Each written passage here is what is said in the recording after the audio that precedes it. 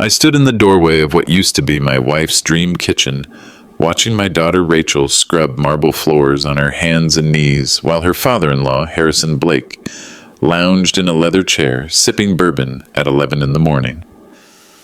"Look at her go," Harrison chuckled to his son Garrett, gesturing toward Rachel with his crystal tumbler. "Scrubbing floors like her life depends on it. It's all she knows how to do, really. Good thing, too. At least she's found her calling." The words hit me like a physical blow. My daughter, who had graduated summa cum laude from Vanderbilt with an MBA, who had once pitched marketing campaigns to Fortune 500 executives, who could solve complex financial problems in her sleep, reduced to this. Her hands, raw and cracked from industrial cleaning chemicals, moved across the same spot over and over, as if she were trapped in some horrible loop. Rachel didn't look up when I entered. She just kept scrubbing, her movements mechanical and desperate, like someone who had forgotten there was any other way to exist. If you're watching this unfold, ask yourself, when did you stop really seeing the people you love? Harrison Blake noticed me watching and raised his glass in mock salute. "Cedric, come see how productive Rachel has become. We've really helped her discover her true potential." The casual cruelty in his voice, the way he discussed my daughter like livestock being trained, ignited something in my chest that had been dormant for the 5 years since I'd retired from forensic accounting. I'd spent 30 years following money trails, hunting financial predators who destroyed lives with spreadsheets and shell companies. I just hadn't realized one of them had married my daughter. That afternoon, I sat in my car outside the Blake mansion for 20 minutes, hands gripping the steering wheel until my knuckles went white. Through the tall windows, I could see Rachel moving from room to room, dusting furniture that sparkled, vacuuming carpets that showed no signs of dirt, polishing silver that already gleamed. She paused occasionally to catch her breath, one hand pressed against the small of her back, and I noticed how thin she'd become. When had my vibrant, confident daughter turned into this ghost who flinched at shadows? The Rachel I remembered would have laughed at anyone who suggested she couldn't do anything she set her mind to. She'd taught herself 3 programming languages in college just to prove she could. She'd talked her way into internships at companies that didn't hire interns. She'd inherited her mother's steel spine and my stubborn streak, a combination that had made her unstoppable, until she'd married into the Blake family. I pulled out my phone and dialed the number I hadn't used in 5 years. Detective Ryan O'Connor answered on the 3rd ring, his voice gravelly from too many late nights and too much coffee. "Cedric? Jesus, it's been forever. How's retirement treating you?" "Ryan, I need a favor. And before you ask, yes, it's personal, and yes, it's serious." The pause on the other end told me he'd heard something in my voice that cut through 5 years of pleasant distance. "What do you need?" "Everything you can find in the Blake family. Harrison, Eleanor, and Garrett Blake, Belmead, old money, charity work, connections everywhere. And Ryan, I need it yesterday." My home office hadn't seen this kind of activity since my retirement party. Files spread across every surface, my computer humming with database searches, the familiar rhythm of investigation flowing through my veins like coffee through an IV drip. Ryan's preliminary research painted the Blakes as Nashville royalty, Harrison, a retired circuit court judge, Eleanor, a philanthropist whose charity galas raised millions for children's causes, Garrett, their golden boy who'd married my daughter in a ceremony that made the society pages. On paper, they were everything parents dream of for their children, but I'd learned long ago that the cleanest-looking books often hide the dirtiest secrets. The first red flag appeared in property records. The Blake mansion, where Rachel now lived as an unpaid servant, wasn't a family estate passed down through generations. It had been purchased 18 months ago with a cashier's check for $2.4 million, exactly the amount of my wife Helen's life insurance policy, the money she'd earmarked for Rachel's future security. The second red flag was hiding in plain sight on the Sunshine Children's Charity website, listed prominently as founding trustee and primary benefactor, Helen Scott, my late wife. The charity Rachel, now supported by Scrubbing Floors, had been Helen's final gift to the world, funded with money meant to secure our daughter's independence. I leaned back in my chair, staring at my wife's photograph on the desk. Helen had always been better at reading people than I was, better at seeing the motivations behind the smiles. If she were here, she would have spotted the Blakes' true nature before they put out their hooks in Rachel. But Helen wasn't here, I was. And after 30 years of hunting financial predators, I was about to become very, very interested in the Blake family's books. The next morning, I made calls to people I hadn't spoken to since my retirement party. 30 years in forensic accounting creates a network that spans law enforcement, banking, and federal agencies.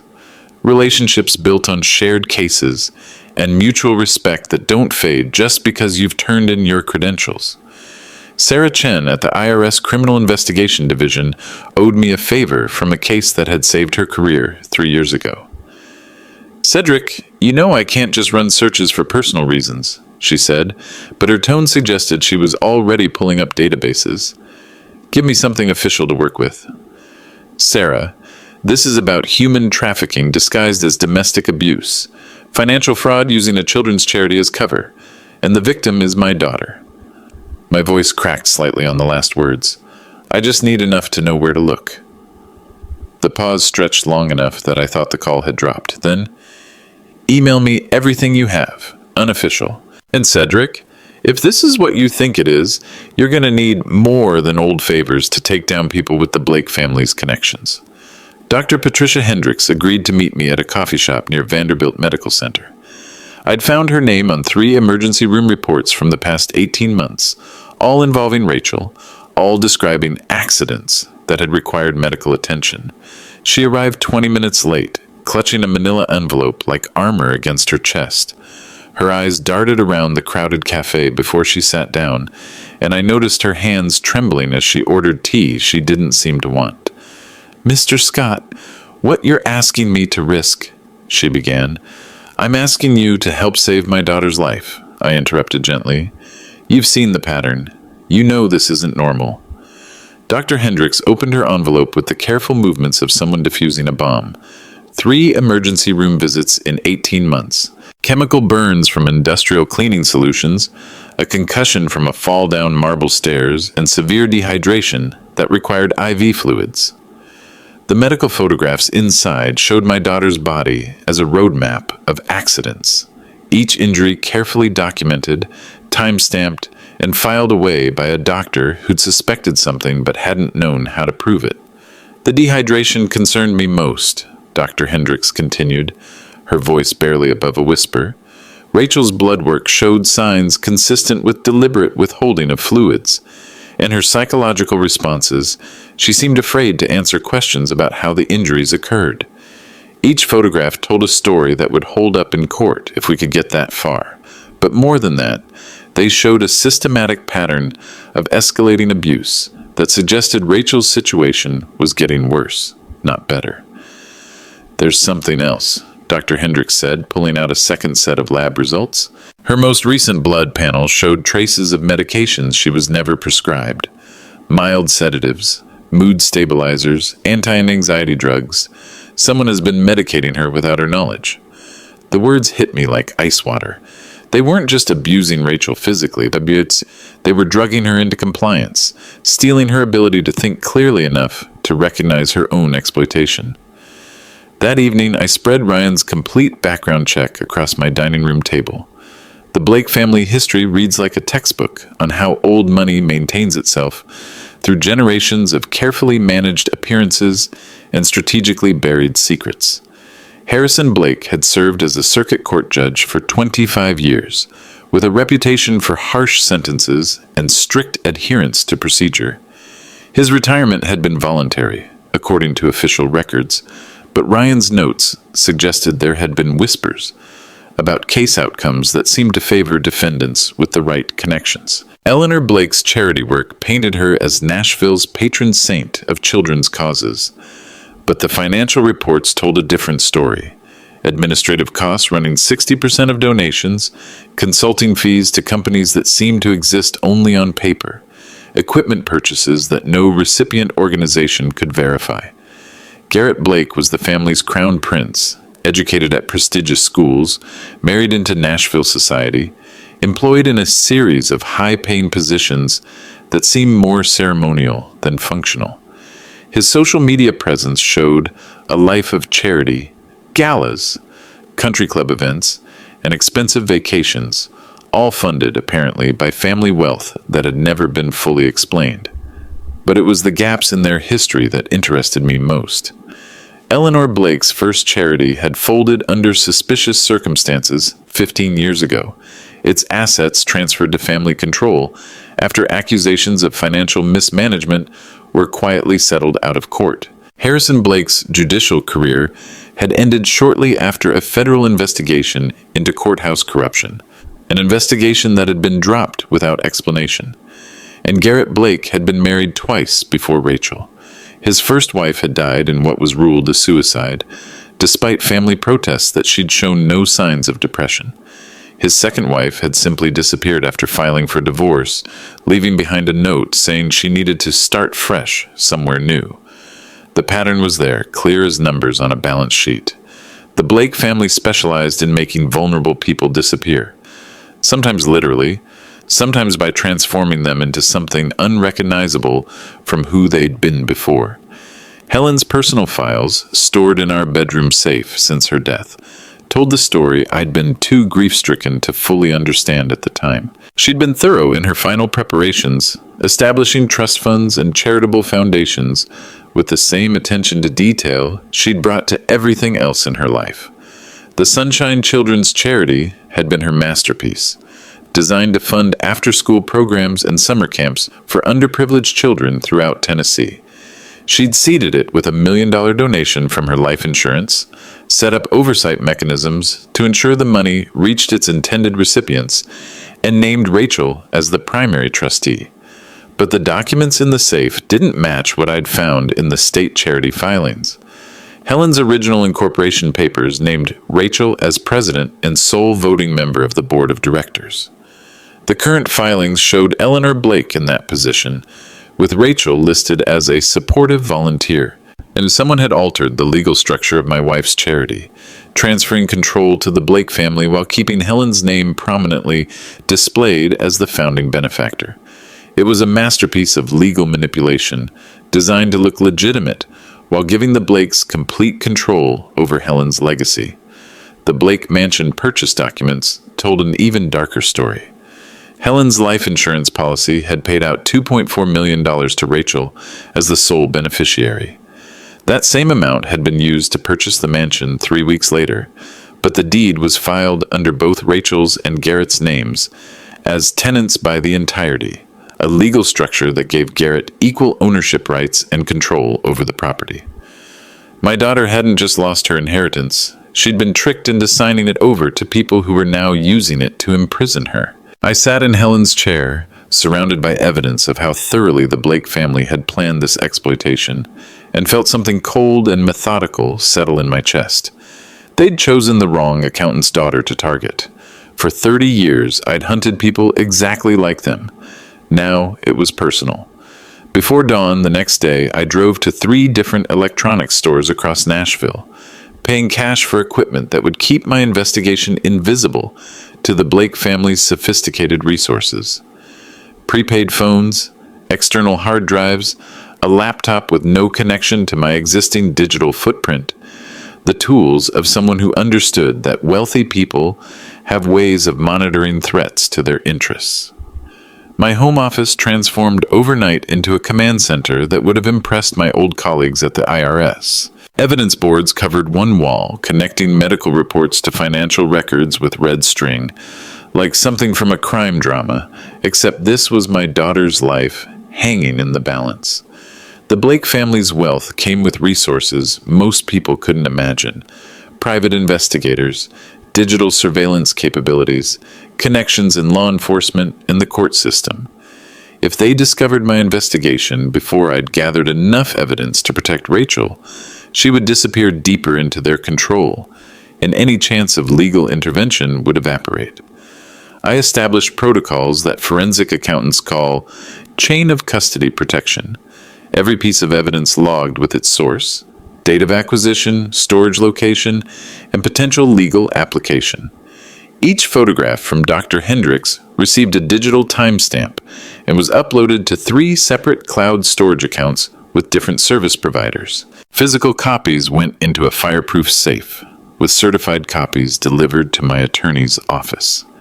The soft click of encrypted drives locking away the truth became the soundtrack to my new double life. Sarah Chen's unofficial research into the Sunshine Children's Charity revealed a masterpiece of financial fraud, hidden behind the kind of bureaucratic complexity that most people find too boring to investigate thoroughly. On the surface, the charity appeared to be a model of philanthropic success. Eleanor Blake's annual fundraising galas attracted Nashville's social elite, generating headlines in society magazines and tax deductions for companies eager to associate themselves with helping underprivileged children. The public face showed annual donations totaling nearly $4 million over the past 5 years. But charitable organizations must file detailed financial reports with both state and federal authorities, and those reports told stories that society, page photographers, never captured. I spent a week in the basement of the Tennessee Secretary of State's office, requesting every document filed by Sunshine Children's Charity since its incorporation. The fluorescent lights hummed overhead as I spread 5 years of financial statements across metal tables, looking for the mathematical fingerprints that always mark financial fraud. Numbers don't lie, and these numbers screamed theft. Administrative costs that should have been 15% of donations were running closer to 60%. Consulting fees to companies I'd never heard of totaled $3.2 million over 5 years. Equipment purchases for mobile learning centers that no school district could locate. Conference expenses for charity board meetings at luxury resorts. My accounting background turned guilt into mathematics, and the mathematics proved systematic theft on a scale that would make federal prosecutors very interested. I traced every suspicious payment to its destination, building a web of shell companies and redirected funds that all led back to one place: Blake family personal accounts. They'd been using Helen's charity as their private ATM, stealing money meant for children who needed it, while using those funds to maintain their lifestyle. The mansion where Rachel scrubbed floors as an unpaid servant had been purchased with money meant to help disadvantaged children. The luxury cars in the Blake family driveway, the expensive vacations documented on social media, the designer clothing Eleanor wore to charity galas, all of it funded by theft from the charity my wife had established to help people who couldn't help themselves. Margaret Sullivan had lived next door to the Blake family for 12 years, long enough to watch their transformation from respected philanthropists to something darker. As a successful real estate agent who worked from her home office, she'd developed the habit of observing her neighbors' daily routines, knowledge that proved invaluable when I approached her with my suspicions. "I've been documenting what I see through my kitchen window for months," she told me during a carefully arranged meeting at a restaurant 20 miles from Belle Meade. "Rachel's workday starts before sunrise and doesn't end until after 10 at night. She cleans the same rooms multiple times, takes her meals standing in the kitchen like hired help, and flinches whenever anyone in that family raises their voice." Margaret's documentation was thorough and damning. Photographs taken through her kitchen window showed Rachel working in conditions that violated every labor law on the books, while the Blake family lounged in luxury purchased with stolen charity funds. "The worst part," Margaret continued, "is watching Eleanor Blake host her charity luncheons. She talks about helping vulnerable children while keeping your daughter as a servant in her own house. The hypocrisy makes me sick." The nanny cam was Margaret's idea, and her access to the Blake property as a longtime neighbor made installation possible. The hidden camera captured what my heart couldn't bear to witness: 16-hour workdays, verbal abuse that made my daughter shrink into herself, and systematic isolation that had convinced Rachel she deserved nothing better. But more than documenting abuse, the footage showed something that chilled me to my core: the casual planning of future violence. Garrett and Eleanor discussing discipline that would leave no permanent marks. Harrison Blake suggesting medical interventions that would make Rachel more manageable. and conversations about what would happen if Rachel ever tried to leave or contact her family. They weren't just abusing my daughter, they were planning to escalate that abuse, secure in their belief that no one would ever question their treatment of someone they'd convinced the world was mentally unstable and voluntarily dependent on their care. Dr. Hendricks called me 3 days after our first meeting, her voice tight with fear and professional outrage. "I ran additional tests on Rachel's blood samples from previous visits," she said. "Mr. Scott, what I found, it's worse than we thought." We met at the same coffee shop, but this time she carried evidence that would transform our case from domestic abuse to something far more serious. The toxicology report showed systematic administration of psychoactive drugs over at least 18 months, medications designed to alter personality, memory, and decision-making capacity.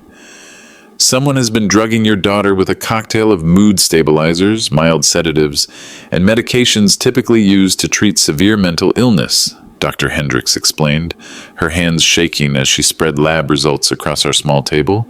"The combination would leave her confused, compliant, and unable to think clearly enough to recognize her own exploitation. Chemical restraint without consent is considered torture under federal law. The Blake family hadn't just stolen Rachel's inheritance and freedom. They'd chemically hijacked her brain, stealing her ability to understand what was being done to her. The dosage has been increasing over time," Dr. Hendricks continued. "If this continues, Rachel could suffer permanent cognitive damage.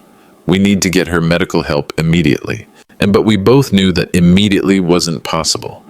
Rachel was isolated in the Blake family compound, monitored constantly, and kept away from anyone who might recognize the signs of chemical manipulation. Any attempt to remove her without legal authority would be painted as kidnapping by people with the resources to make that charge stick. We needed evidence that would convince a judge to issue an emergency protective order, and we needed it presented by prosecutors who couldn't be intimidated by the Blake family's connections and wealth. Ryan O'Connor's deeper investigation into the Blake family history revealed what every forensic accountant learns to recognize: previous victims whose stories had been buried under legal settlements and social pressure to stay quiet. Jennifer Walsh had been Garrett Blake's first wife, a young teacher from a middle-class family who'd inherited her grandmother's estate just before their marriage. The inheritance, a modest house and $200,000 in savings, had been liquidated within 6 months of the wedding, with the proceeds used to fund business investments that seemed to exist only on paper. Jennifer's death, ruled a suicide, had occurred 3 months after she'd contacted a lawyer about filing for divorce. The police report noted that she'd been found in the Blake Mansion's library, an apparent overdose of prescription medications. No investigation had been conducted into how she'd obtained those medications, and the case had been closed within a week.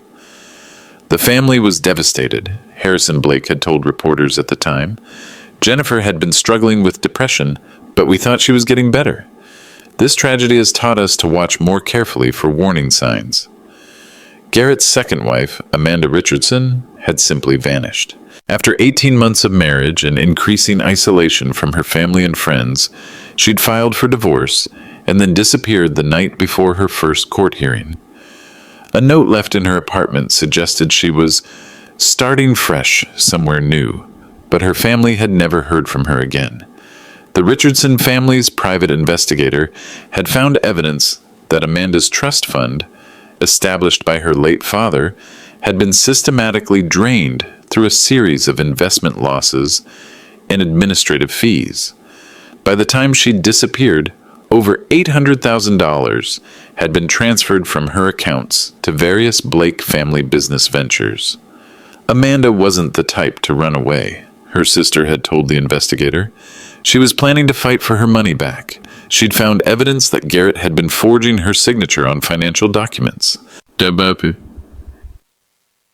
The investigator's report, obtained through Ryan's law enforcement connections, painted a clear picture. The Blake family specialized in targeting young women with inheritances, isolating them from support systems, and systematically draining their assets before disposing of the victims through suicide, disappearance, or complete psychological destruction. Rachel was their third target, and based on the pattern, she was running out of time. Sarah Chen's unofficial investigation had caught the attention of people much higher up the law enforcement food chain than either of us had expected. FBI Special Agent Monica Torres called me on a Tuesday morning, her voice carrying the particular authority of someone accustomed to investigating cases that most local police departments couldn't handle. "Mr. Scott, I understand you've been looking into the Blake family's financial activities," she said without preamble. "We've been interested in their operations for some time, but we've never had a victim willing to cooperate or family members with the resources to gather evidence properly." Agent Torres explained that the Blake family had been on federal radar since Harrison Blake's retirement from the bench. Several cases he had presided over had resulted in verdicts that seemed inconsistent with evidence presented, and a pattern had emerged of defendants with financial connections to Blake family business interests receiving unusually lenient treatment. Judge Blake was careful, Torres continued, never anything obvious enough to prove corruption, but enough to raise flags. When his retirement coincided with Eleanor Blake's charity work expanding significantly, we started paying closer attention.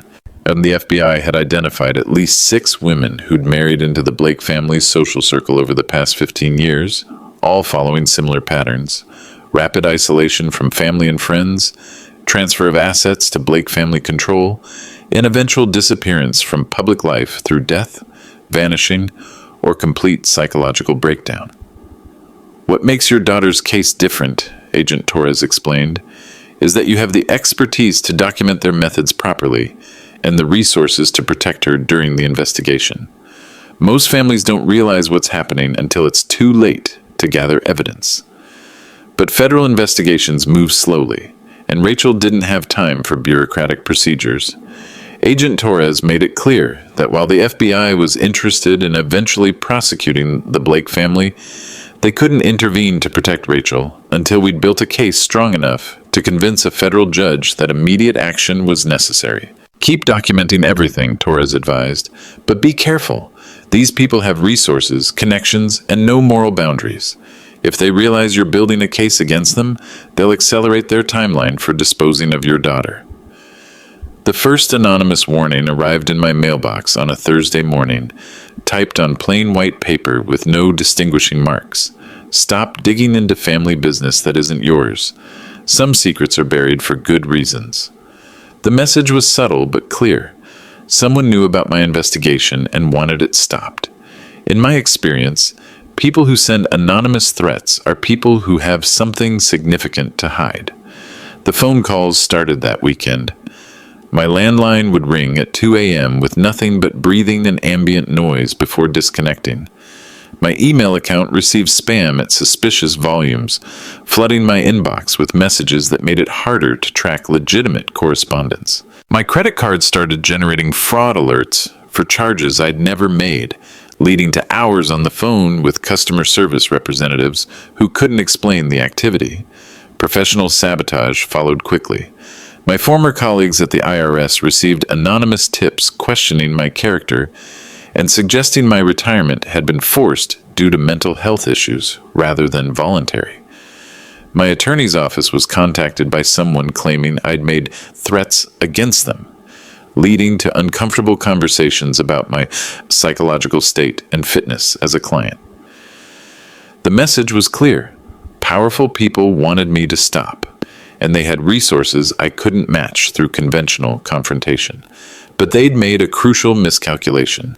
After 30 years investigating financial criminals, I knew that people who threaten you are people who have something to hide. Their willingness to escalate told me I was getting close to something they couldn't afford to lose. More importantly, their threats revealed something about their timeline. People who are confident in their control don't waste energy on intimidation. They were worried that my investigation might succeed, which meant they knew Rachel's situation was legally vulnerable. Eleanor Blake's invitation to dinner arrived with the casual confidence of someone accustomed to controlling conversations through social pressure. The Blake dining room showcased their wealth like a museum exhibit. Crystal chandeliers, mahogany furniture that belonged in Versailles, oil paintings of Confederate generals watching our meal from gilded frames. Rachel served our courses with the efficient invisibility of trained household staff, her movements careful and mechanical. She didn't join us at the table, instead taking her own meal, standing in the kitchen like someone who'd forgotten she belonged anywhere else. "Cedric, we need to discuss your recent activities," Eleanor began, cutting her prime rib with surgical precision. This fantasy about Rachel being somehow mistreated is becoming disruptive to our family harmony. Harrison Blake nodded from the head of the table, swirling his wine like an expert. "Rachel has found her calling in supporting our family's charitable work. She's happier than she's ever been." I watched my daughter through the kitchen doorway, mechanically washing dishes that had served dinner in her own house, and felt something cold and methodical settle in my chest. "Is that what you call stealing her inheritance?" I asked. "Charitable work?" The temperature in the room dropped 10 degrees. Eleanor's smile never wavered, but her eyes hardened into something reptilian. "Mr. Scott, you seem to have some troubling misconceptions about property ownership and family dynamics. Perhaps you should speak with a mental health professional about these delusions." Garrett had been quiet throughout dinner, but now he leaned forward with the predatory focus of someone moving in for a kill. "My wife chose to contribute her assets to our family foundation. She's grateful for the structure and purpose we've given her life." "Grateful," I repeated, looking at Rachel's hunched shoulders as she scrubbed pots that were already clean. "Is that what you call drugging someone into compliance?" The words hit like a bomb in the elegant dining room. Eleanor's fork paused halfway to her mouth, Harrison Blake's hand tightened on his wine glass, and Garrett's carefully controlled expression slipped just enough to reveal the calculating coldness beneath. "Those are serious accusations," Harrison said, his judge's voice carrying the authority of someone accustomed to controlling courtroom narratives. "Accusations that could be considered slander if made publicly." Eleanor recovered her composure with practiced ease. "Poor Rachel has been struggling with anxiety and depression since her mother's death. We've simply ensured she receives the medical care she needs. The medications help her find peace in her new role." But Garrett couldn't maintain the pretense. After dinner, he walked me to my car with his hand on my shoulder in a gesture that looked friendly to anyone watching from the windows. Once we reached the circular drive, away from witnesses, his demeanor shifted like flipping a switch. "Let me make something very clear, old man," he whispered, his voice carrying more menace than shouting ever could. "Rachel belongs to this family now. She understands her place, and she's grateful for it. If you keep trying to fill her head with lies about her worth, she'll have an accident that even your doctor friend can't fix." His charm dissolved into pure malice faster than sugar and acid. "You have 48 hours to forget whatever investigation you think you're conducting. After that, Rachel starts paying for your mistakes." As I drove away from the mansion, watching it shrink in my rearview mirror, I realized the stakes had fundamentally changed. This wasn't just about financial fraud anymore. It was about people who viewed my daughter as property to be controlled, and who would hurt her to maintain that control. But they'd also just made their biggest mistake. They'd threatened Rachel in front of the one person with both the skills and the motivation to destroy them. Dr. Patricia Hendricks called me the morning after my confrontation with the Blake family, her voice tight with fear and professional outrage. "They visited my office yesterday," she said without preamble. "All three of them, separately but with the same message." We met at a different coffee shop this time, her paranoia matching my own as we chose a corner table where our conversation could hide behind the morning rush of hospital workers grabbing coffee between shifts. "Harrison Blake came first," she explained, pulling a digital recorder from her purse. "Said he was concerned about patient confidentiality and medical ethics." Then Eleanor arrived an hour later, talking about the importance of family privacy. Garrett showed up at closing time. She played me recordings she'd made of each visit, capturing threats disguised as concern, intimidation wrapped in professional courtesy. But more importantly, she'd prepared something that would change the entire legal landscape of our case. "I've been reviewing Rachel's medical files from before her marriage," Dr. Hendricks said, spreading documents across our small table. "Blood work, psychological evaluations, Prescription records. Mr. Scott, your daughter was never prescribed any of the medications currently in her system. The evidence was devastating and comprehensive. Before marrying Garrett Blake, Rachel had been in perfect physical and mental health, with no history of anxiety, depression, or any condition requiring psychoactive medication. The drugs now flowing through her system had been introduced systematically after her wedding, creating artificial psychological symptoms that justified increasing isolation and control. Chemical restraint without consent is a federal crime, Dr. Hendricks explained. But more than that, it's torture. They've been systematically destroying your daughter's ability to think clearly, make decisions, or recognize her own exploitation. She handed me a USB drive containing complete medical records, lab results, and photographic evidence spanning 2 years. I've also prepared a formal statement for federal prosecutors, documenting the pattern of systematic drugging and its effects on Rachel's cognitive function. But Dr. Hendricks's courage came with a cost. I received a call from the state medical board this morning, she said, her hands trembling as she packed up her files. Anonymous complaint about potential privacy violations in my practice. They want to review my records and procedures. The Blake family was escalating their intimidation campaign, using their connections to attack anyone who might help Rachel. We were running out of time. Sarah Chen's complete analysis of the Blake family financial network revealed a criminal enterprise that stretched across multiple states and involved dozens of interconnected shell companies, trust funds, and charitable organizations. This is the most sophisticated financial fraud I've seen outside of organized crime, Sarah told me during a secure conference call from her IRS office. They've been operating this system for over 15 years, targeting wealthy women and systematically draining their assets through legal mechanisms that appear legitimate on the surface. And the Sunshine Children's Charity was just one component of a larger network. Eleanor Blake chaired or served on the boards of 6 different charitable organizations, each receiving donations that were then redirected through consulting fees, administrative costs, and equipment purchases to Blake family accounts. The mansion where Rachel was imprisoned had been purchased using a complex series of transactions designed to obscure the source of funds. Helen's life insurance money had been deposited in Rachel's account, then immediately transferred to a family investment trust managed by Garrett Blake. That trust had then purchased the mansion, with ownership structured to give the Blake family complete control, while making Rachel legally responsible for mortgage payments and property taxes. It's brilliant and evil, Sarah continued. Rachel thinks she's living in her husband's family home, but legally she owns it and is responsible for all costs. Meanwhile, the Blake family has complete control over the property and can dispose of it whenever they choose. The pattern repeated with every asset Rachel had inherited: stocks, bonds, savings accounts, even her mother's jewelry. Everything had been transferred to Blake family control through legal mechanisms that appeared to be normal marital financial planning but were actually systematic theft. Most damning was the evidence of previous victims. Jennifer Walsh's inheritance had been drained through identical methods before her death. Amanda Richardson's trust fund had been emptied using the same shell company network.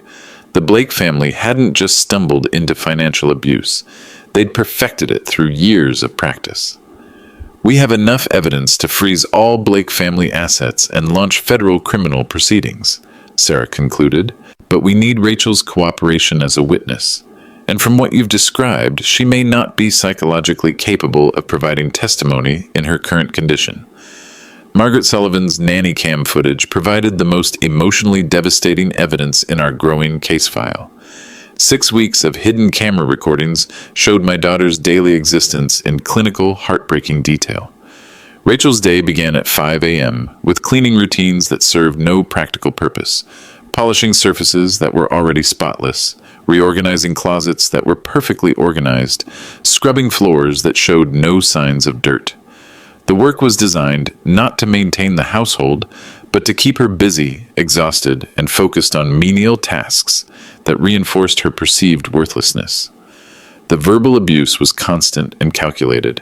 Garrett and Eleanor would criticize Rachel's work, find fault with tasks she'd completed perfectly, and assign additional chores as correction for imaginary mistakes. The psychological manipulation was sophisticated, alternating criticism with brief moments of approval that kept Rachel desperately trying to please people who were systematically destroying her sense of self-worth. But the most damaging footage came from conversations Rachel wasn't meant to hear. The camera captured Eleanor and Garrett discussing disposal options for when Rachel became too psychologically damaged to be useful. They talked about psychiatric commitment, staged accidents, and methods for making her disappearance look voluntary. "The insurance policies are substantial," Eleanor's voice said clearly on one recording. "If something unfortunate were to happen, the family would be financially secure even without her inheritance." Margaret's documentation extended beyond the camera footage. She'd kept detailed logs of Rachel's schedule, photographed visitors to the Blake mansion, and recorded license plate numbers of vehicles that made regular visits. Her records showed a pattern of professional consultations, lawyers, insurance agents, mental health professionals, that suggested the Blake family was actively planning Rachel's legal or physical disappearance. "I should have called someone sooner," Margaret admitted, guilt and anger warring in her voice. "But they're so respected in this community. I thought maybe I was misunderstanding what I was seeing." Her courage in coming forward had created a trail of evidence that would hold up in federal court. But it had also put her at risk. Margaret reported that her home security system had been tampered with, her mail was being delivered irregularly, and she'd received several wrong number phone calls from people who seemed to know details about her daily routine. The Blake family was escalating their intimidation campaign, targeting anyone who might support our case. We needed to move to prosecution before they could silence the witnesses who could save Rachel's life. Agent Torres called me on a Friday afternoon with news that transformed our case from local domestic abuse to a federal criminal investigation. "We're forming a joint task force," she announced, "FBI, IRS criminal investigation, and the U.S. Attorney's Office. The Blake case has given us the breakthrough we've needed to investigate a criminal network we've been tracking for years." The federal investigation had identified connections between the Blake family operation and similar schemes in Georgia, Florida, and South Carolina. Wealthy families were using marriage and charitable organizations as cover for systematic financial abuse, targeting women with inheritances and using legal mechanisms to steal their assets while maintaining social respectability. "The Blake family is part of a larger network," Torres explained. "Old money families who've been running these operations for generations, sharing resources, techniques, and even victims. We've identified at least 23 women who've been targeted over the past decade." Federal prosecutors were prepared to file charges under the Trafficking Victims Protection Act, the Hobbs Act for extortion and racketeering, and federal banking laws related to money laundering. The Blake family's charitable fraud alone carried potential sentences of 20 years in federal prison. But the task force needed Rachel's cooperation as a witness, and her current psychological condition made that impossible. "We need to get her away from them immediately," Torres said. "But any intervention has to be done legally with proper court orders, or the defense will claim we violated their constitutional rights." The solution required perfect timing and flawless execution. Emergency protective orders, based on medical evidence of chemical restraint, followed immediately by federal asset seizure and criminal arrests. We would have one chance to save Rachel before the Blake family could dispose of her permanently. "Are you ready for this?" Torres asked. "Once we move, there's no going back. They'll use every resource they have to destroy you and anyone who's helped build this case." I looked at the evidence boards covering my office walls, the documented proof of my daughter's systematic destruction, and the photographs of other women who disappeared into the Blake family's operation. "Agent Torres," I said, "I've been ready for this since I watched my daughter scrub floors in her own house, while her father-in-law mocked everything she used to be. The Davidson County Courthouse at 6 a.m. carried the particular weight of emergency proceedings that would reshape lives before most people had their morning coffee. Judge Patricia Williams had been briefed on our case through sealed filings that painted the Blake family's operation in clinical, devastating detail. Ada Jennifer Martinez had built her career prosecuting financial crimes, but the Blake case combined white-collar fraud with human trafficking in ways that challenged everything she thought she knew about how sophisticated criminals operated. The evidence we'd gathered over months of investigation filled 3 bankers' boxes and included medical records, financial forensics, surveillance footage, and testimony from multiple witnesses. Your Honor, Martinez began, standing before a judge who'd already reviewed photographic evidence that made strong people nauseous. The state seeks an emergency protective order, removing Rachel Blake from immediate danger and authorizing medical intervention to reverse systematic chemical restraint that has been administered without her knowledge or consent for over 18 months. And the Blake family arrived with their legal team, 3 attorneys from Nashville's most prestigious firm, whose hourly rates exceeded most people's annual salaries. Eleanor Blake wore pearls and a navy suit that whispered old money and social respectability, while Garrett's handmade Italian shoes clicked against marble floors with the arrogance of someone who'd never faced real consequences for his actions. But their confidence couldn't withstand the systematic presentation of evidence that revealed their operation as precisely as an autopsy reveals cause of death.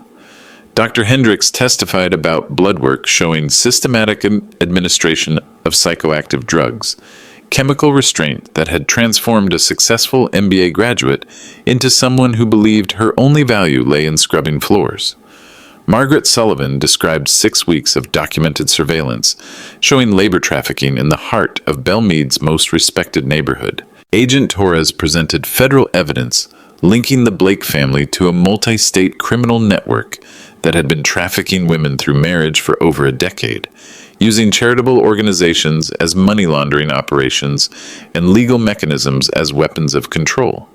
But the most devastating testimony came from Sarah Chen, whose forensic accounting had traced every dollar of Rachel's stolen inheritance through a maze of shell companies and fraudulent charitable organizations. The defendants have systematically drained $3.2 million from the victim's inheritance while keeping her as unpaid labor in her own home, Chen testified, her voice steady as she presented evidence that destroyed the Blake family's carefully constructed public image. They've used her mother's charitable foundation as a personal ATM while drugging the victim to prevent her from recognizing the theft.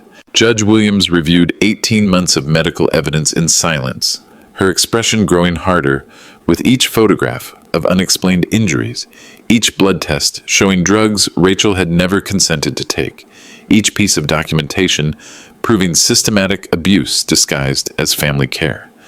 Emergency protective order granted, Judge Williams announced, her gavel falling like thunder in the hushed courtroom. Federal marshals will execute immediate removal and transport the victim to secure medical facilities for evaluation and treatment. All Blake family assets are frozen pending criminal proceedings. Rachel sat in the courtroom looking confused and frightened, the drugs in her system preventing her from fully understanding that the legal proceeding was about saving her life. But when our eyes met across the courtroom, I saw a flicker of recognition, a moment of clarity that suggested the woman I'd raised was still alive somewhere inside the person the Blake family had tried to create. Federal marshals executed arrest warrants at the Blake mansion at precisely 8 a.m., catching the family as they attempted to destroy evidence and transfer remaining assets to offshore accounts. The coordinated operation had been planned with military precision, designed to prevent any opportunity for the Blake family to harm Rachel or eliminate documentation of their crimes. Eleanor Blake was arrested in her library as she fed documents into a paper shredder, her perfectly coiffed appearance wilting under the harsh reality of handcuffs and Miranda rights. The documents she'd been destroying included insurance policies on Rachel's life, psychiatric commitment papers prepared by corrupt mental health professionals, and correspondence with similar criminal operations in other states. Harrison Blake tried to claim judicial immunity, insisting that his status as a retired judge protected him from arrest by federal agents. His protestations carried no weight with marshals who'd seen his bank records showing systematic theft from multiple charitable organizations over 15 years. But it was Garrett's arrest that provided the most satisfaction. The man who'd threatened my daughter was caught attempting to flee through the mansion's back gardens, his expensive suit torn and muddy, his arrogance replaced by the desperation of someone who understood that his carefully constructed life was collapsing. "This is harassment," he screamed, as handcuffs closed around his wrists. "Rachel is my wife. She chose this life. You can't prove anything." But we'd already proven everything: bank records, medical evidence, surveillance footage, testimony from multiple witnesses, and documentation of a criminal network that stretched across 4 states. The Blake family's reign of sophisticated abuse was ending with the same precision they'd used to steal other people's lives. The mansion that had been Rachel's prison became a crime scene, with federal agents cataloging evidence that revealed the scope of their operation. Hidden cameras in every room, medical equipment for administering drugs, documents, identifying potential future victims, and correspondence with criminal associates who specialized in making inconvenient people disappear permanently. Vanderbilt Medical Center's secure psychiatric wing became Rachel's sanctuary as doctors worked to reverse 18 months of systematic chemical manipulation. The detoxification process took 3 weeks of careful medical supervision, slowly clearing the psychoactive drugs from her system while monitoring for withdrawal symptoms that could be dangerous. I visited every day, watching my daughter's personality return like sunrise after an endless night. The process wasn't linear. There were days when the drug's effects made her confused and fearful, convinced that she needed to return to the Blake family to avoid terrible punishment. Other days brought flashes of the woman she'd been before, moments of clarity that revealed the horror of what had been done to her.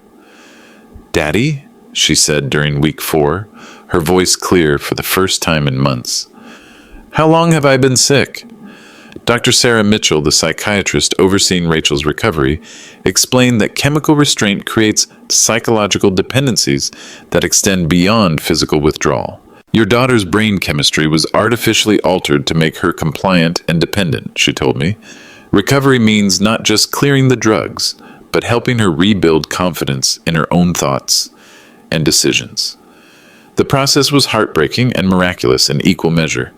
Rachel had to relearn how to make simple choices: what to eat, what to wear, how to spend unstructured time, because the Blake family had controlled every aspect of her daily existence. She jumped at unexpected sounds, apologized constantly for taking up space, and needed repeated reassurance that expressing opinions wouldn't result in punishment. But slowly, gradually, the woman I'd raised began to emerge.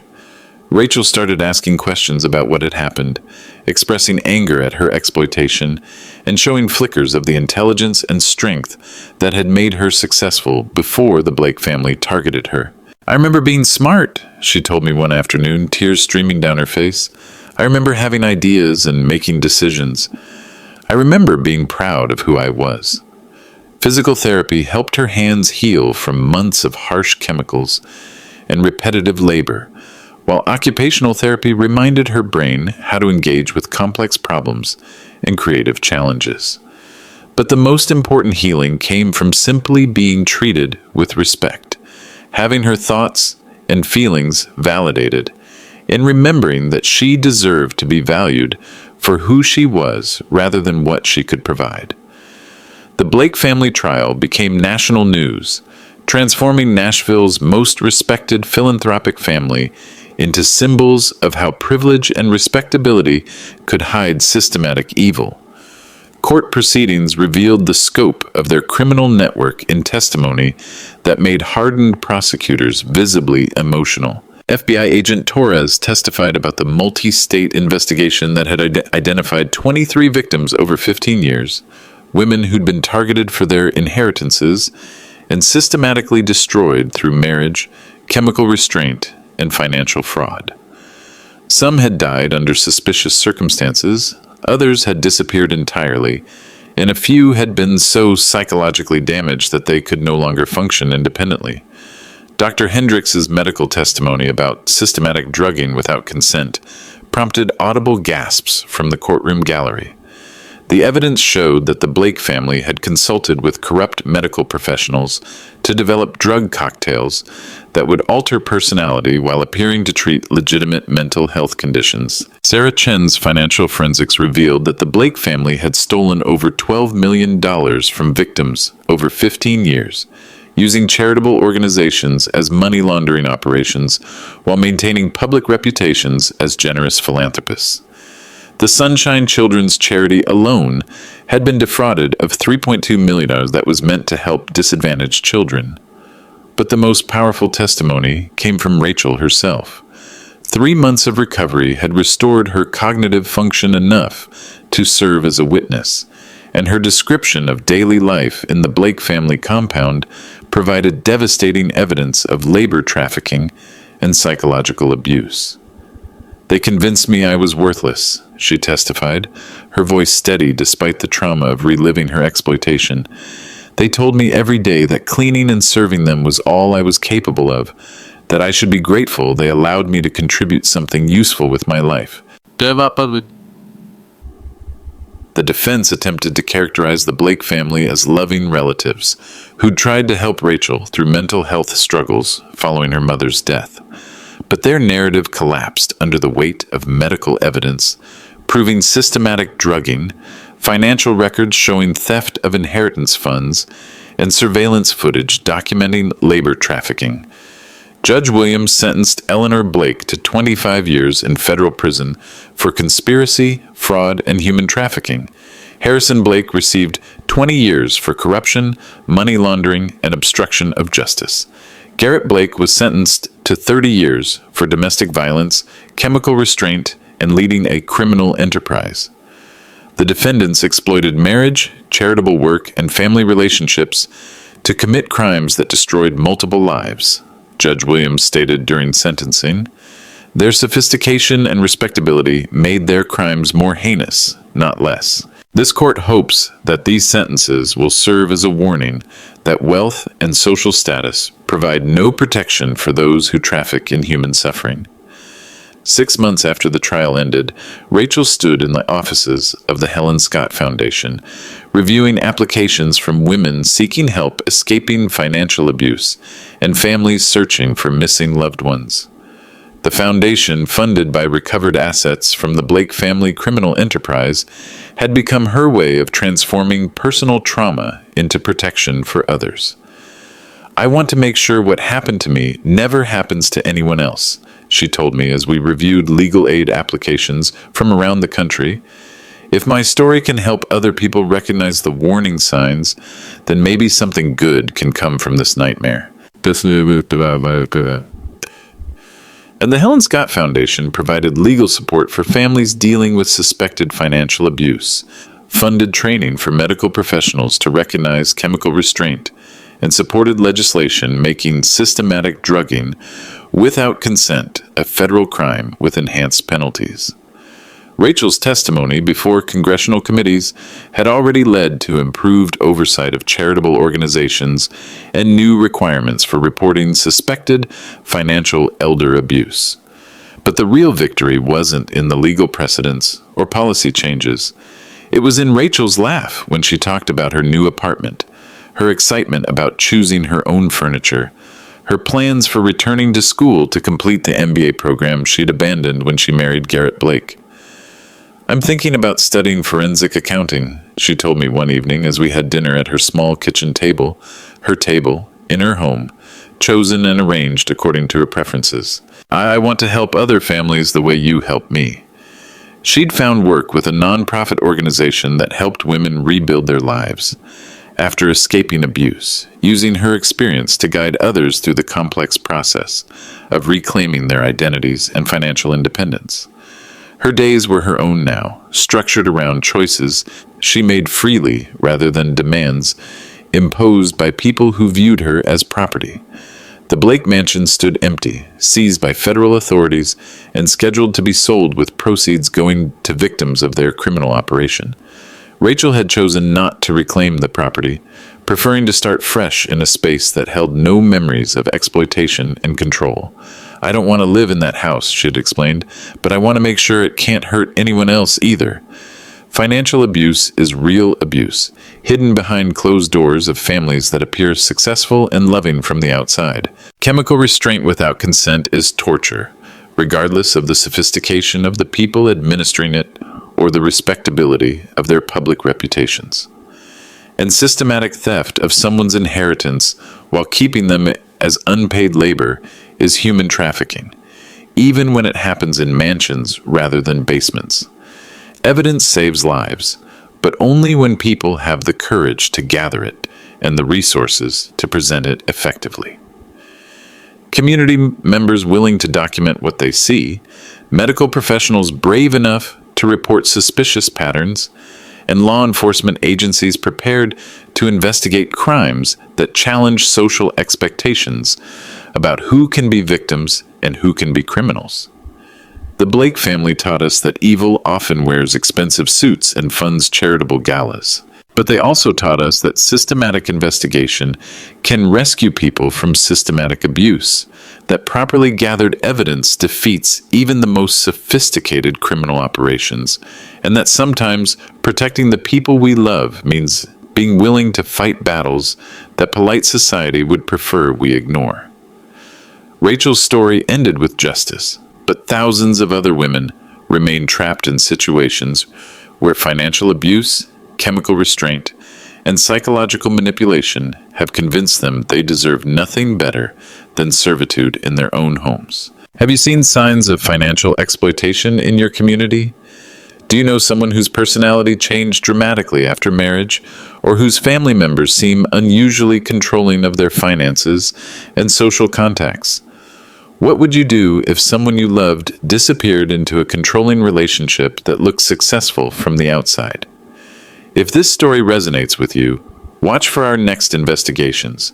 The investment advisor who stole my mother's retirement while convincing her she was losing her mind, and how my sister's church family drained her trust fund while claiming they were saving her soul. Because sometimes the people who need rescuing are hiding in plain sight, and sometimes the people who can save them are closer than they think.